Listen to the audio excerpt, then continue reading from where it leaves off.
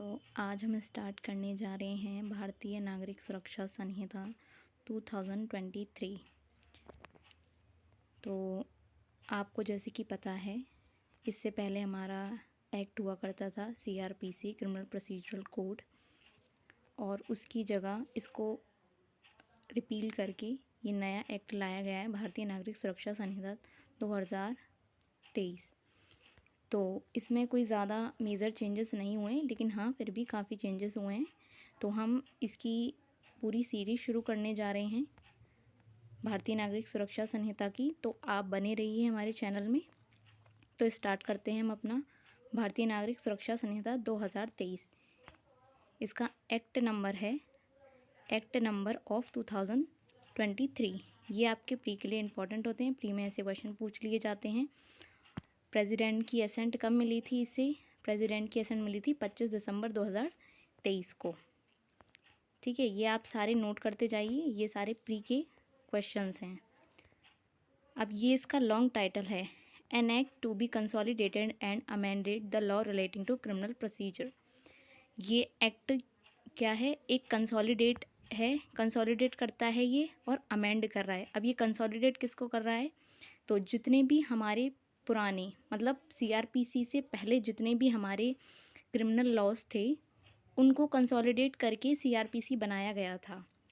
ठीक है, और CRPC की जगह अब ये नया एक्ट भारतीय नागरिक सुरक्षा संहिता लाया गया है।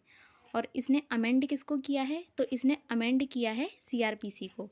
इसने CRPC को अमेंड किया है। और ये किससे रिलेटेड लॉ है? Relating to criminal procedure, criminal procedure से जुड़ा हुआ लॉ है। देखिए, ये एक प्रोसीजरल लॉ है। प्रोसीजरल लॉ क्या होते हैं? देखिए, हमारे दो तरीके के लॉ होते हैं, एक होते हैं सब्सटेंटिव लॉ, एक होता है प्रोसीजरल लॉ। सब्सटेंटिव लॉ होते हैं जो कि हमारे राइट्स को, हमारी लाइबिलिटीज़ को, हमारी ड्यूटीज़ को बताते हैं। और प्रोसीजरल लॉ क्या होते हैं? अगर कोई उन राइट्स को इन्फ्रिंज करता है, ठीक है, कोई अपनी लाइबिलिटी पूरी नहीं करता, तो उसको उनको कैसे प्रोसीजर में लाया जाए, उसको कैसे रेमेडी दिलाई जाए, ये सारे काम कौन करता है? ये प्रोसीजरल लॉ बताता है। मतलब कोई भी एक्ट को कैसे हम स्टार्ट करेंगे, ठीक है, अगर हमारे राइट्स का वायलेशन किया है तो अब हम उनकी रेमेडी कैसे लेंगे, तो उसका प्रोसीजर क्या होगा, तो ये हमारी प्रोसीजरल लॉ बताते हैं। तो क्रिमिनल लॉ एक हमारा प्रोसीजरल लॉ है। ठीक है, अब आगे चलते हैं। ये इसका लॉन्ग टाइटल है, याद रखिएगा, ये आप मार्क कर लीजिए, प्री के लिए लॉन्ग टाइटल है। B it enacted by the parliament in 74th years और रिपब्लिक ऑफ इंडिया। आप ये भी नोट कर सकते हैं प्री के लिए, क्योंकि प्री में ऐसे क्वेश्चन भी पूछ लिए जाते हैं। आगे चलते हैं हम अपनी चैप्टर 1 प्रिलिमिनरी। दिस एक्ट में बी कॉल्ड द भारतीय नागरिक सुरक्षा संहिता 2023। ठीक है, ये इसका short title extend and commencement बात करता है हमारा सेक्शन 1। सेक्शन 1 का subsection 2, the provision of Samhita other than those relating to chapter 9, 11 and 12 shall not apply to state of Nagaland और ट्राइबल एरियाज। ये क्या कहना चाह रहा है कि जो हमारे ये एक्ट कहाँ अप्लाई नहीं होगा। ये देखिए, पूरे इंडिया पर अप्लाई होता है, लेकिन कहाँ अप्लाई नहीं होगा, तो ये स्टेट ऑफ नागालैंड और ट्राइबल एरियाज़ पर अप्लाई नहीं होगा। लेकिन स्टेट ऑफ नागालैंड और ट्राइबल एरियाज़ पर हमारे चैप्टर 9, चैप्टर 10, 11 और चैप्टर 12 अप्लाई होंगे।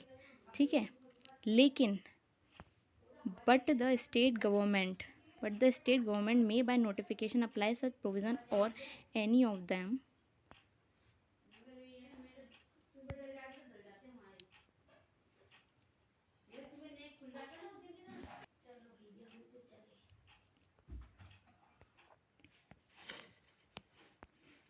But the concern state government. ये भी प्री का क्वेश्चन बन सकता है, कौन कर सकता है? State government may by notification apply such provision और एनी पार्ट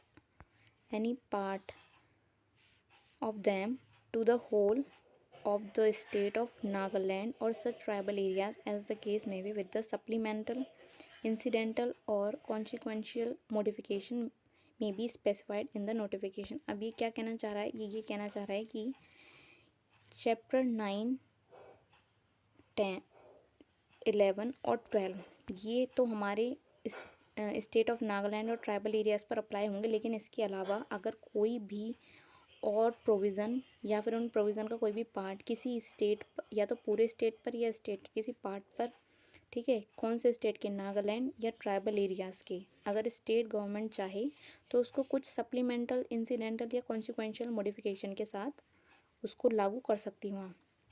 सप्लीमेंटल मतलब कुछ उसमें एडिशनल ऐड करके, ठीक है, जो उसको सप्लीमेंट करें प्रोविज़न को। कोई भी इंसिडेंटल मतलब उसको अप्लाई करने से अगर कुछ इंसिडेंटल प्रोविज़न उसके साथ में भी अप्लाई होते हैं, या कॉन्सिक्वेंशियल मतलब उस मॉडिफिकेशन से अगर कुछ भी उसके अगर कोई कॉन्सिक्वेंस निकल रहा है उसके साथ अगर कोई मॉडिफिकेशन हो रहे हैं तो उसको भी स्टेट गवर्नमेंट चाहे तो अप्लाई करा सकता है। नेक्स्ट अब हम देखेंगे एक्सप्लेनेशन।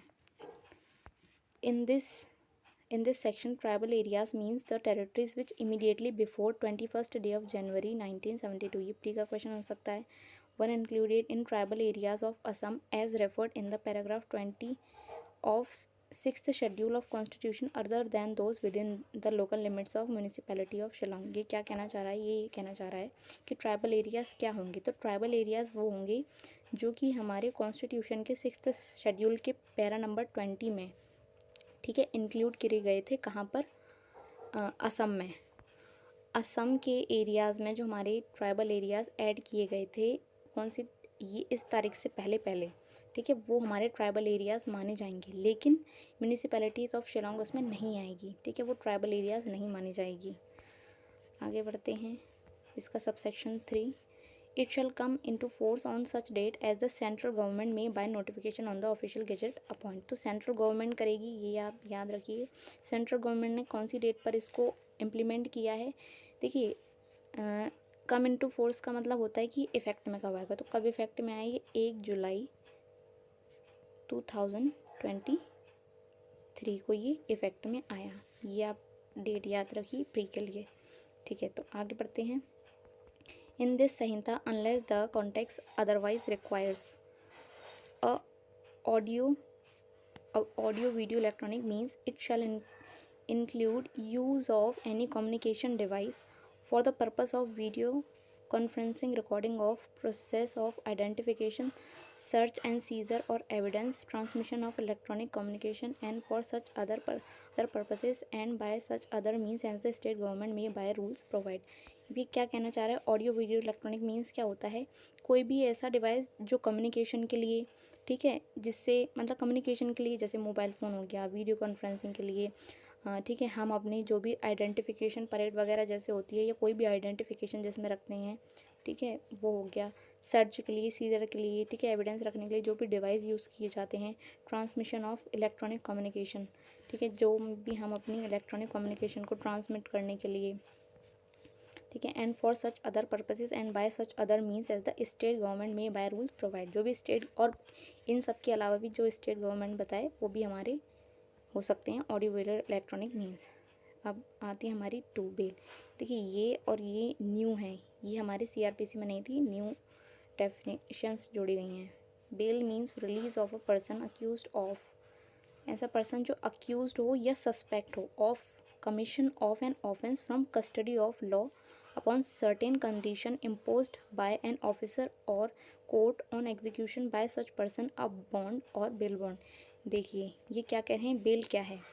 बेल वो है जो कि एक पर्सन है जो कि अक्यूज्ड है या फिर सस्पेक्ट है, जिसने कोई क्राइम किया है या उस पर सस्पिशन है कि इसने कोई क्राइम किया है, ठीक है, उसको कस्टडी ऑफ लॉ, ये कस्टडी ऑफ लॉ से छोड़ा जाता है कुछ कंडीशंस पर, ठीक है, जो कि या तो कोई ऑफिसर मतलब हमारे पुलिस ऑफिसर भी हो सकते हैं, और भी उसमें ऑफिसर आएंगे, ठीक है, आ सकते हैं इसमें, और कोर्ट, कोई भी ऑफिसर या कोर्ट किसी कंडीशन पे छोड़ता है। Execution bye such person a bond, या तो वो बॉन्ड दे और बेल बॉन्ड दे। अब ये बॉन्ड और बेल बॉन्ड क्या है ये हमें आगे बताए गए हैं। देखिए, बेल बॉन्ड क्या है, ये दोनों डेफिनेशंस में न्यू ऐड की गई हैं। Bail bond means N undertaking for release with surety.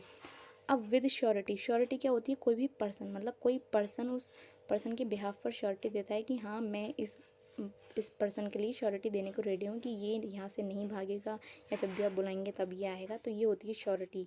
तो बेल बॉन्ड क्या होता है? जब कोई पर्सन आपके बिहाफ पर श्योरिटी देता है। और बॉन्ड क्या होता है? मीन्स अ पर्सनल बॉन्ड, ये एक पर्सनल बॉन्ड है और अंडरटेकिंग है for release without surety.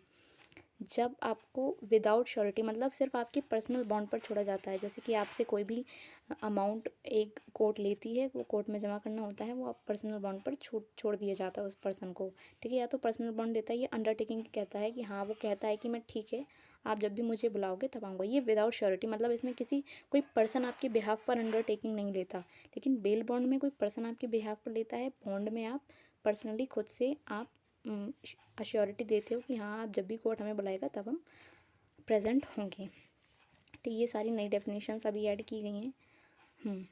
Next आता है हमारा बेलेबल ऑफेंस। अब बेलेबल ऑफेंस क्या है? Means an offence which is shown as bailable in the first schedule और which is made bailable by any other law for the time being in force, and non bailable offence means any other offence.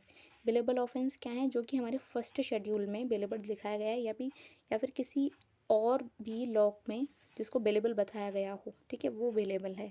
और non bailable offence क्या है? Means any other offence, कोई भी इसके अलावा offence हो वो हमारा नॉन बेलेबल ऑफेंस, मतलब कि जो हमारे एनी अदर ऑफेंस जो बेलेबल नहीं है वो नॉन बेलेबल हो गया। नेक्स्ट आता है चार्ज। इंक्लूड 2F में charge include any head of charge when the charge contains more heads than one. देखिए, इसमें चार्ज की कोई डेफिनेशन नहीं दी गई है, बस इसमें बताया गया है कि जब किसी पर्सन पर एक चार्ज लगा है तो उस चार्ज में बहुत सारे हेड भी हो सकते हैं, जैसे उस पर मर्डर का, डकैती का, ठीक है, और जो भी ऑफेंस हैं वो सब मिला के भी उसको चार्ज बोला जाएगा। अगर उस पर एक ऑफेंस का चार्ज लगाया उसे भी चार्ज ही बोला जाएगा। तो चार्ज में हेड भी हो सकते हैं और वो सिंगल चार्ज भी हो सकता है। कॉग्निजेबल ऑफेंस 2G में हमारा डिफाइन किया गया है। Means an offence for which and cognizable case means a case in which a police officer may, in accordance with the first schedule or under any law for the timing in force, arrest without warrant, ठीक है। cognizable offense क्या होता है या cognizable case क्या होता है? जिसमें एक पुलिस ऑफिसर आपको फर्स्ट शेड्यूल के अकॉर्डिंग, ठीक है, मतलब फर्स्ट शेड्यूल में हमारे बताए गए हैं कौन कौन से ऑफेंस हमारे कॉग्निजेबल ऑफेंस होंगे। आप सीआरपी वो भारतीय नागरिक सुरक्षा के लास्ट में देखिए, आपको शेड्यूल दी गई है, शेड्यूल 1 और शेड्यूल 2।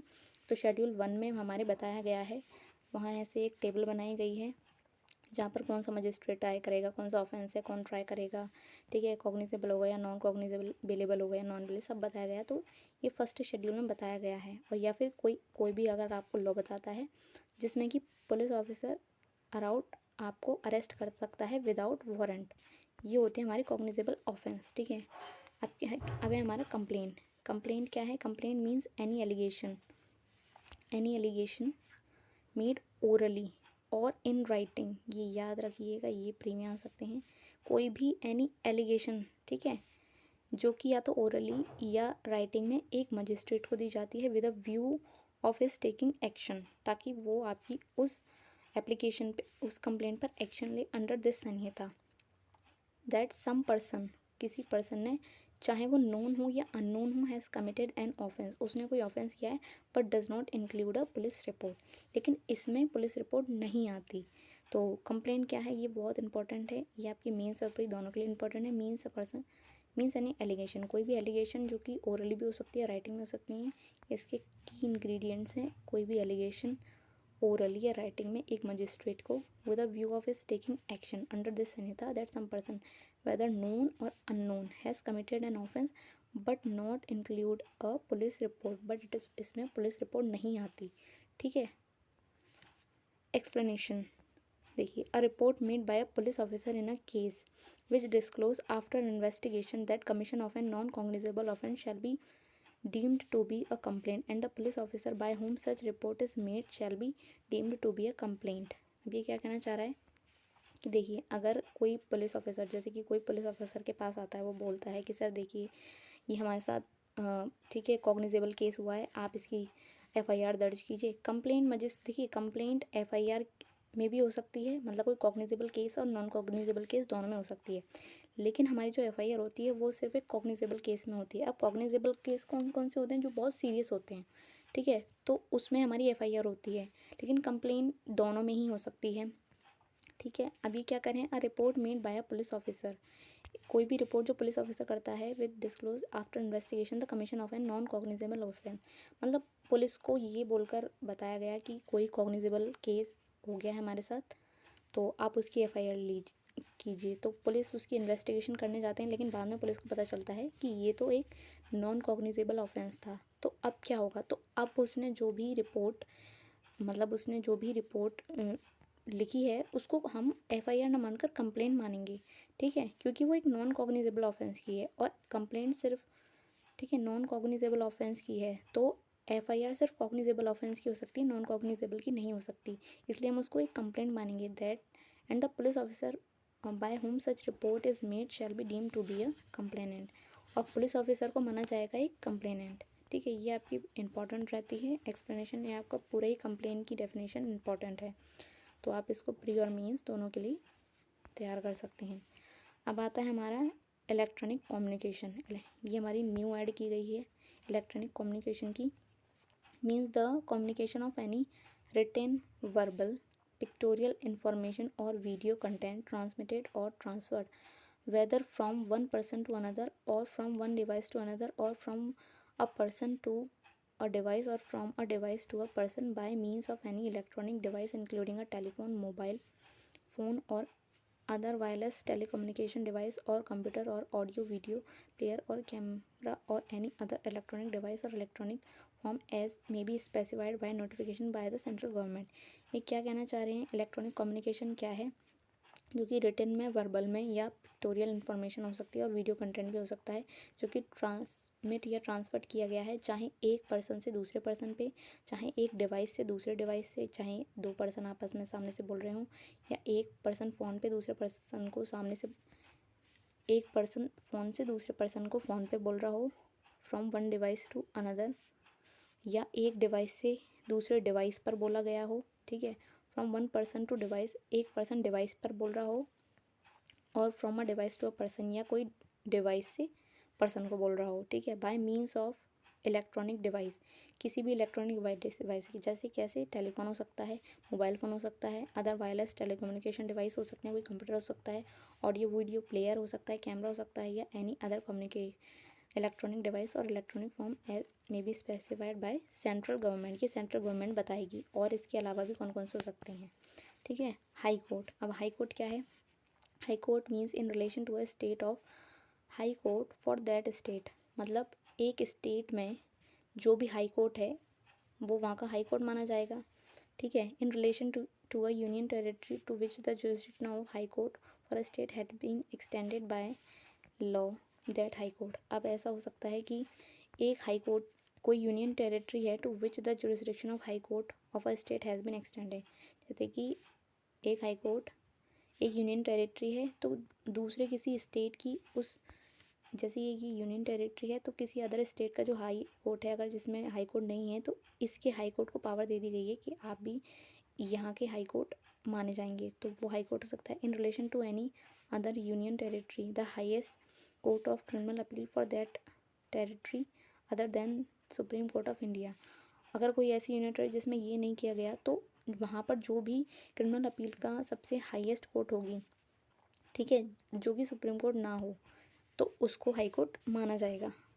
इंक्वायरी, टू के में inquiry means every inquiry other than a trial, inquiry क्या है ये भी आपका इंपॉर्टेंट रहता है, ये प्री और मीन्स दोनों के लिए इंपॉर्टेंट है। Every inquiry other than a trial, trial के अलावा जो भी है वो inquiry conducted under this Sanhita by magistrate और कोर्ट, ठीक है।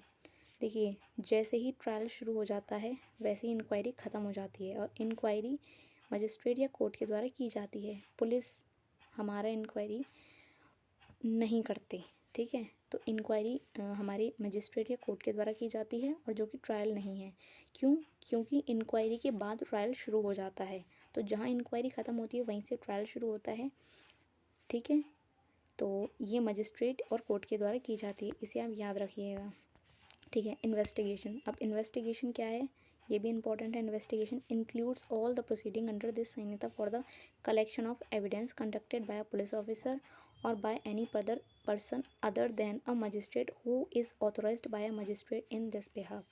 अब इन्वेस्टिगेशन क्या है, इन्वेस्टिगेशन वो है all the proceedings under this Sanhita for the collection of evidence, जो एविडेंस कलेक्ट करने के लिए पुलिस ऑफिसर के द्वारा कंडक्ट की जाती है बाय पुलिस ऑफिसर और कोई भी अदर पर्सन जो कि ऑथोराइज्ड हो बाय मजिस्ट्रेट। अगर मजिस्ट्रेट उस पर्सन से कहते कि ठीक है आप भी इंक्वायरी कीजिए, तो वो भी पर्सन इंक्वायरी कर सकता है, ठीक है। लेकिन वो किसी भी हालत में अदर देन अ मजिस्ट्रेट, लेकिन वो मजिस्ट्रेट नहीं होगा, ठीक है। तो ये भी इंपॉर्टेंट है। Explanation, where any of the provision of a special act are inconsistent with the provision of this Sanhita, the provision of the special act shall prevail. ये देखिए नया ये एक्सप्लेनेशन न्यूली ऐड है। तो ये क्या कह रहा है, जहाँ पर where any of the provision of a special act are inconsistent with this संहिता।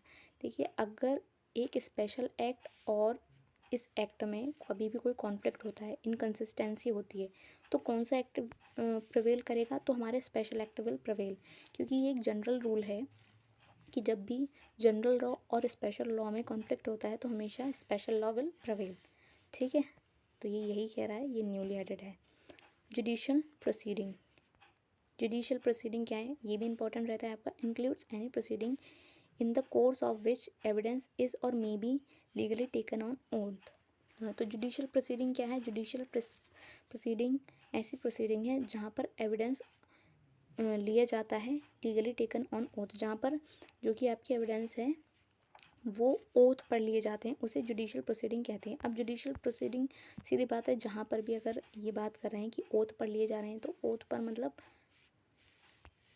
ये आपके मजिस्ट्रेट या कोर्ट के द्वारा लिए जाते हैं। तो जुडिशियल प्रोसीडिंग मतलब कौन कराता है, आपका कोर्ट कराता है या मजिस्ट्रेट कराते हैं, ठीक है। तो जो आपकी इंक्वायरी है वो एक क्या है, वो भी एक जुडिशियल प्रोसीडिंग है। ये भी आपका प्री में क्वेश्चन पूछा जाता है कि इंक्वायरी क्या है, तो इंक्वायरी भी एक जुडिशियल प्रोसीडिंग है, ठीक है। लेकिन इन्वेस्टिगेशन नहीं है, क्योंकि इन्वेस्टिगेशन पुलिस के द्वारा कराई जाती है और वहाँ पर आपसे कोई ओथ नहीं ली जाती, ठीक है। और जहाँ पर आपसे एविडेंस ओथ पर लिए जाते हैं वो है जुडिशियल प्रोसीडिंग। इसीलिए इंक्वायरी आपकी जुडिशियल प्रोसीडिंग है और इन्वेस्टिगेशन नहीं है। अब आता है हमारा local jurisdiction in relation to a court और magistrate means that local area within which the court और मजिस्ट्रेट में एक्सरसाइज ऑल और एनी ऑफ इट्स और his power under this and such local area may comprise the whole of the state or any part of the state as the state government by no notification। देखिए local jurisdiction क्या है, कोई भी area, ठीक है, जिसमें कोई भी कोर्ट या मजिस्ट्रेट अपनी सारी पावर या ऑल और एनी ऑफ इट्स या कुछ पावर एक्सरसाइज करता है जो कि स्टेट गवर्नमेंट आपको बताती है, ठीक है। जो कि अब क्या है, लोकल एरिया आपका पूरा स्टेट भी हो सकता है, उस स्टेट का पार्ट भी हो सकता है। Non cognizable offence means an offence for which and non-cognizable case means a case in which a police officer has no authority to arrest without warrant। इसमें पुलिस आपको विदाउट वारंट अरेस्ट नहीं कर सकती, ये आपका नॉन कॉग्निजेबल ऑफेंस, ठीक है। Cognizable offence में आपको क्योंकि ये ज़्यादा सीरियस मैटर्स नहीं होते, लेकिन जो कॉग्निजेबल केसेस होते हैं वो सीरियस केसेस होते हैं, इसीलिए इनकी नॉन कॉग्निजेबल केस की एफआईआर और कंप्लेंट दोनों हो सकती है, लेकिन कॉग्निजेबल नहीं sorry notification means a notification published in the official gazette, ठीक है। ऑफेंस मीन्स एनी एक्ट और ओमिशन, कोई भी एक्ट या कोई भी ओमिशन में made published by made punishable by any law for the time being in force and includes any act in respect of which a complaint may be made under section 20 of cattle trespass act. तो offence क्या होता है, कोई भी act या omission, act मतलब कोई काम करना, ओमिशन मतलब कोई काम ना करना, जो कि किसी लॉ ने हमारा क्या किया गया हो, पनिशेबल बनाया गया हो बाय एनी लॉ, ठीक है। और इसमें क्या है, जो कैटल ट्रेसपास के सेक्शन 20 में अभी अगर के अंडर भी अगर कोई कंप्लेंट की जाती है तो वो भी हमारा ऑफेंस माना जाएगी, ठीक है। अब आता है officer in charge of a police station includes where the officer in charge of a police station is absent from the station house or unable from illness or other cause to perform his duty, the police officer present at the station house who is next in the rank to such officer and is above the rank of constable or when the state government so direct any other police officer so present। तो ये क्या कह रहे हैं कि इसमें सीधी बात है, officer in charge of police station की डेफिनेशन नहीं दी गई है। इसमें ये बताया गया है कि जब भी वो अपनी स्टेशन हाउस से एब्सेंट होते हैं किसी भी कारण से, इलनेस से या कोई भी कारण हो सकता है, तो उसके नीचे का जो भी पुलिस ऑफिसर होगा उसको officer in charge of police station माना जाएगा। लेकिन इसमें एक ध्यान रखने वाली बात ये है कि वो कांस्टेबल की रैंक से ऊपर का होना चाहिए, ठीक है।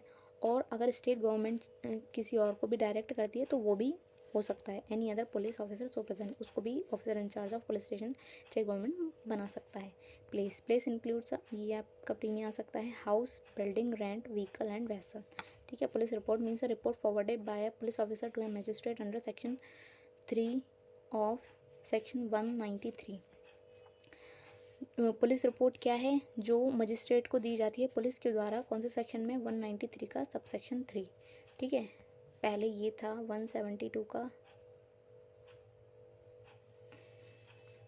ठीक है। Police station, police station means any post और place declared generally or specially by the state government to be a police station and includes any local area specified by state government in this behalf।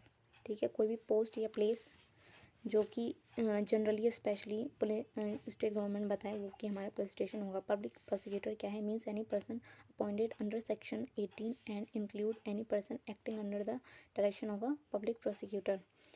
Public prosecutor जो कि हमारे section 18 में जिसको appoint किया जाता है वो, या फिर अगर पब्लिक प्रोसिक्यूटर अपने अंडर किसी को काम के लिए बोलता है, उसके अंडर कोई काम कर रहा है उसकी डायरेक्शन पर, तो वो भी पब्लिक प्रोसिक्यूटर माना जाएगा। Sub division means a division of a district. एक डिस्ट्रिक्ट है, उसको अगर डिवाइड कर दिया जाए तो वो हो गए उसके सब डिवीज़न। ठीक है। Summon case means a case relating to an offence and not being a warrant case. Summon case क्या है? जो एक ऑफेंस से रिलेटेड है लेकिन जो कि वारंट केस नहीं है। अब इसके लिए हमें जानना पड़ेगा वारंट केस क्या है। Warrant case means a case relating to an offence punishable with death, imprisonment for life और imprison for a term exceeding 2 years.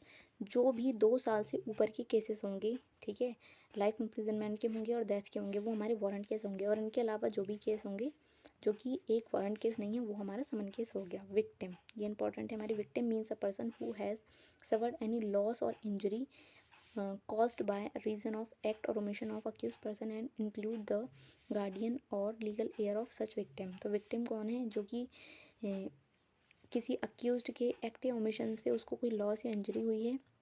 ठीक है। और उसमें उसके गार्डियन और लीगल एयर्स को भी इंक्लूड किया गया है। For an expression used herein and not defined but defined in the information technology act या Bharatiya Nyaya Sanhita 2000 shall have respectively assign to them in the act and Sanhita. जो वर्ड और एक्सप्रेशन यहाँ यूज़ नहीं किए गए हैं लेकिन उनको अगर यहाँ यूज़ किया गया है लेकिन उनको डिफाइन नहीं किया गया, तो इन्फॉर्मेशन जो कि हमारा आईटी एक्ट है और भारतीय न्याय संहिता है उनमें अगर उनको डिफाइन किया गया है तो वहाँ उनका मतलब वही माना जाएगा जो उस एक्ट में दिया गया है। ठीक है। अब construction of references, unless the context otherwise requires any reference in any law to a magistrate without any qualifying words. ये हमारा सब सेक्शन 3 है। Magistrate of first class or magistrate of second class shall, in relation to any area, be constituted as referred to a judicial magistrate of the first class or judicial magistrate of second class, as the case may be exercising jurisdiction in such area। यहाँ पे सीधे सीधे कह रहा है कि जब तक कि unless the context otherwise requires, जब तक कि उसका अलग से मतलब नहीं निकल रहा है तब तक कि हम, अगर यहाँ पर इस लॉ में कहीं पर भी यूज़ किया गया है, ठीक है, to a magistrate without any qualifying word, magistrate of a first class और magistrate of a second class in relation to a area भी कंस्टिट्यूट एज।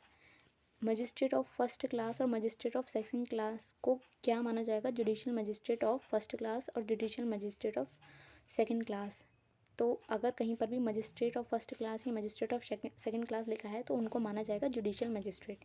ठीक है। अब उनको वहाँ पर ये इसलिए लिखा गया है ताकि उनको एग्जीक्यूटिव मजिस्ट्रेट ना मान लिया जाए। तो मजिस्ट्रेट ऑफ फर्स्ट क्लास अगर लिखा है तो उसको माना जाएगा judicial magistrate of first class. अगर मजिस्ट्रेट ऑफ सेकंड क्लास लिखा गया है तो उसको माना जाएगा judicial magistrate of second class. ठीक है।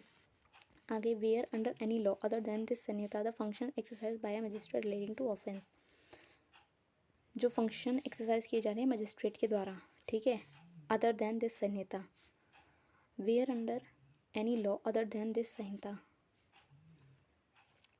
which involves the appreciation or shifting of appreciation या shifting of evidence or formulation of any decision which expose any person to any punishment or penalty or detention in custody pending investigation, inquiry or trial, or would have the effect of sending him for trial before any court, they shall subject to provision of the Samhita be exercised by judicial magistrate. मतलब जो ये जितने भी काम दिए गए हैं ये जो काम किए जाएंगे वो जुडिशियल मजिस्ट्रेट के द्वारा किए जाएंगे।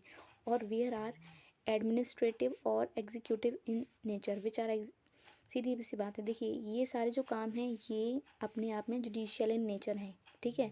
तो ये किसके द्वारा किए जाएंगे, जुडिशियल मजिस्ट्रेट के द्वारा किए जाएंगे। और जहाँ पर एडमिनिस्ट्रेटिव की बात आ गई, administrative executive in nature such as granting of a license, suspension और cancellation of license, sanctioning to a prosecution or withdrawing from a prosecution, they shall be subject to the provision of clause A to be exercised by executive measure। और ये किसके द्वारा किए जाएंगे, जो भी administrative काम है, एग्जीक्यूटिव वर्क हैं, वो हमारे एग्जीक्यूटिव मैजिस्ट्रेट के द्वारा किए जाएंगे।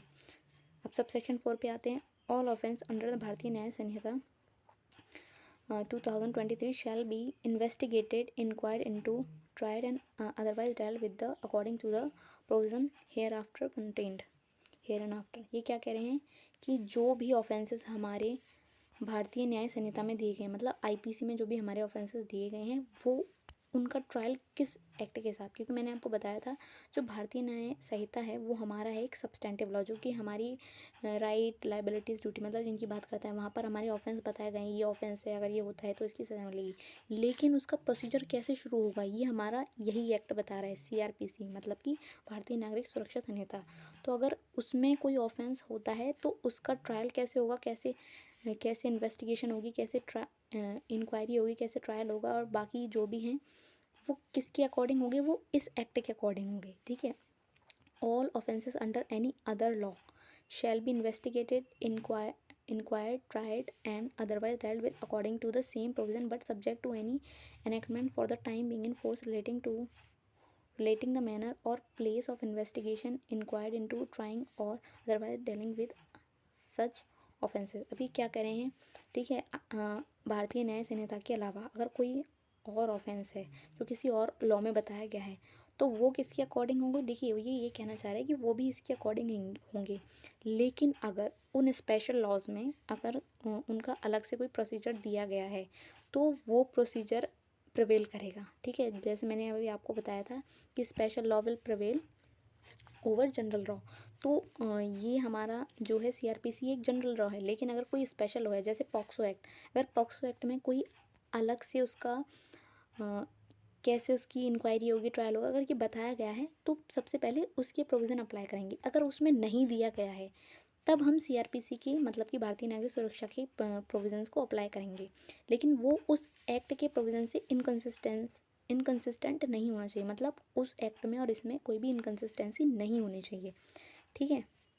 Nothing contain in this Sanhita shall in the absence of a specific provision to the contrary affecting any special law or local law for the time being in force or any special jurisdiction or power conferred or any special form of procedure prescribed by an any other law for the time being in force। अभी क्या कह रहे हैं, nothing contain in this Samhita in the absence of a specific provision to the contrary affect any special और local law. ये भी यही कह रहे हैं कि हमारे स्पेशल लॉ और लोकल लॉ विल प्रिवेल करेगा, ठीक है। लेकिन अगर स्पेशल लॉ और लोकल लॉ में कोई प्रोविज़न नहीं दिए गए हैं तब हम सीआरपीसी मतलब भारतीय नागरिक सुरक्षा की प्रोविज़न्स को अप्लाई कर सकते हैं, लेकिन वही बात है वो स्पेशल लॉ या लोकल लॉ में जो प्रोविज़न दिए गए हैं उनसे इनकन्सिस्टेंट नहीं होना चाहिए, ठीक है। अगर इनकन्सिस्टेंसी होती है तो हम इस वाले एक्ट के प्रोविज़न्स को अप्लाई नहीं करेंगे। अगर वो दोनों एक दूसरे में मतलब घुल मिल जाए, मतलब उससे स्पेशल लॉ के प्रोविज़न्स को कोई भी इफ़ेक्ट नहीं हो, तब हम इस एक्ट को अप्लाई कर सकते हैं। तो दोस्तों आज के लिए बस इतना ही। हम आपसे कल मिलते हैं अपनी कल शुरू। तो दोस्तों आज के लिए इतना ही, हम आपसे कल मिलते हैं। बने रहिए, जुड़े रहिए। अगर आपको वीडियो पसंद आती है तो लाइक कीजिए, शेयर कीजिए, सब्सक्राइब कीजिए। Thank you so much.